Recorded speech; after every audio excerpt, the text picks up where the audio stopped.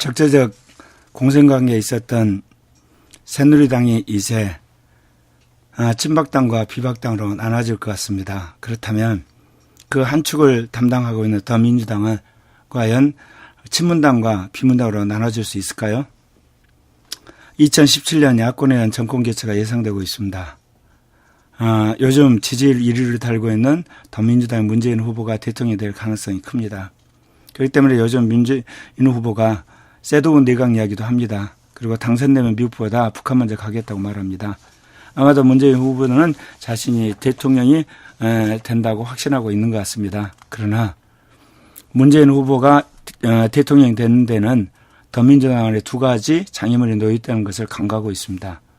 하나는 대선도를 정하는 것과 관계된 겁니다. 다른 하나는 개헌을 할 것인가에 대한 입장 표명입니다.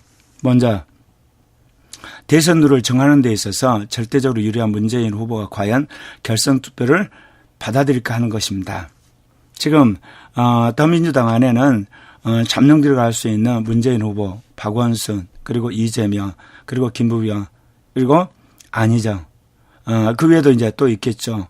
이렇게 많은 사람들이 있습니다. 그런데 압도적인 다수로서 또 유리한 입장인 게 문재인 후보입니다.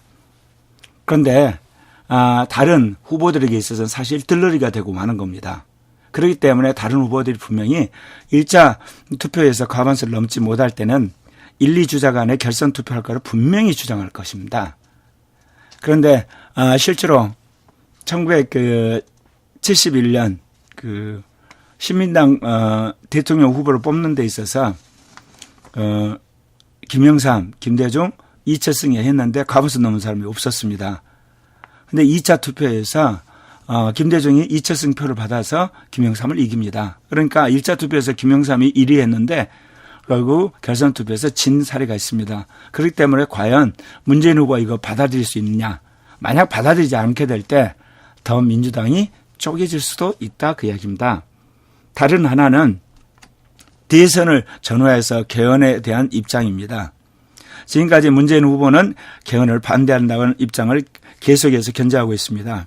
그러니까 개헌을 이야기하는 세력들은 결국은 기득권 세력으로서 한마디로 기득권을 보호하기 위해서 개헌을 한다는 거죠. 특별히 친박 세력이 그런 세력이죠. 그러나 비박이라든지 국민의당이라든지 그 비문 세력을 과연 기득권 세력이기 때문에 개헌에 찬성한다 그렇게 비난할 수는 없다 이야기입니다. 특별히 박원순, 이재명, 신양까지 다음 대통령 임기를 한 3, 4년을 축소하고 개헌할 것에 동의를 했습니다. 자, 더민주당에는 이렇듯 두 가지 난제가 놓여 있습니다. 기득권을 쥔 문재인 후보가 과연 결선 투표를 받아들일 것인가, 그리고 개헌을 받아들일까. 여기에 따라서 더민주당이 친문당과 비문당으로 나눌 가능성이 있다 그 이야기입니다. 너무나 불평등한 후보 경선에 문재인 후보 이외에 다른 사람이 과연 그거를 승복하겠느냐는 겁니다. 예를 들면 박원순, 이재명, 그리고 김부겸, 그리고 안희정. 그렇다면 그러지 않게 될 때 그들이 따로 나가서 새로운 리그를 만들 수도 있다 그 이야기입니다. 또 자신들만 5년 동안 권력을 독점하려고 하는 그런 문재인 후보와 그 친문 세력에 대해서 과연 그대로 참고 넘어가겠느냐 하는 겁니다. 그렇기 때문에 비문 세력이 더민주당을 뛰쳐나와서 비문당을 만들 수도 있다 그 이야기입니다. 적대적 공생관계에 있었던 새누리당이 도로 친박당과 그리고 비주류인 비박이 나와서 새로운 보수당 만들었습니다. 그렇다면 당연히 이 후폭풍이 결국 더민주당에 오게 돼 있습니다. 더민주당의 패권 세력인 친문당이 결국은 비문 세력에 의해서 결국 권력을 나누자고 이야기를 할 겁니다. 그것이 바로 대선 룰과 개헌에 대한 입장. 그러면 친문당, 비문당, 국민의당, 친박당, 비박당 5개 정당이 대선에 나서는 형국이 될 수 있다 그 이야기입니다. 여기서 문재인 후보가 겸손할 필요가 있습니다. 왜냐하면 만약에 문재인 후보가 대통령이 된다 하더라도 그렇습니다. 친문 세력 기껏해야지 70명, 정의당이 도와준다고 해서 한 80명 정도 됩니다. 그러면 나머지 220명은 결국은 반문 세력이 됩니다. 과연 그거를 대통령 문재인이 과연 나머지 한 220명의 국회의원을 설득할 수 있습니까? 그러지 않으면 노무현 대통령 꼴 납니다. 그리고 김대중 대통령 꼴 나죠. 왜 그러냐면 김대중 대통령이랑 노무현 대통령 압도적 다수가 되지 못했어요. 그래서 김대중 대통령은 김종필의 자민련과 어떻게든지 연합정부를 만들었잖아요. 심지어 자민련이 20명이 안 돼서 국회의원을 꽂아가지고 교섭단체를 만들기까지 했습니다. 그래서 겨우 과반수를 넘겼습니다. 노무현 대통령 어떻습니까?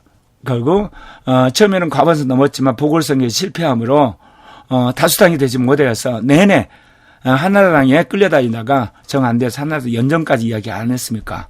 그렇기 때문에 문재인 대표가 지금 이런 식으로 가게 되면 대통령이 된다 하더라도 이제 압도적 다수는 반문 세력이 된다는 겁니다.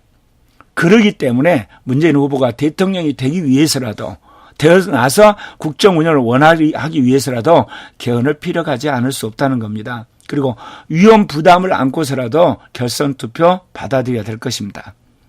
비록 임기가 3, 4년 되더라도 부정부패를 척결하고 기득권 세력을 분쇄하면 얼마든지 할 수가 있습니다. 그러려면 압도적인 국회의원들의 지지가 필요합니다. 그러기 위해서라도 개헌을 낚싯밥으로 던질 필요가 있습니다. 그래서 한 3, 4년이지만 한 1, 2년 임기가 줄어들더라도 국회의원들의 지지를 받아서 확실하게 기득권 세력과 그리고 부정 세력, 부패 세력 그거를 하는 것이 문재인 후보에게 유리하다 그 이야기입니다. 그러나 친문 세력이 5년 동안 독점적 권력을 향유를 하고 문재인 대통령이 계속해서 5년 임기 채우겠다 이야기를 하게 되면 이제 모든 걸 잃을 수도 있다 그 이야기입니다.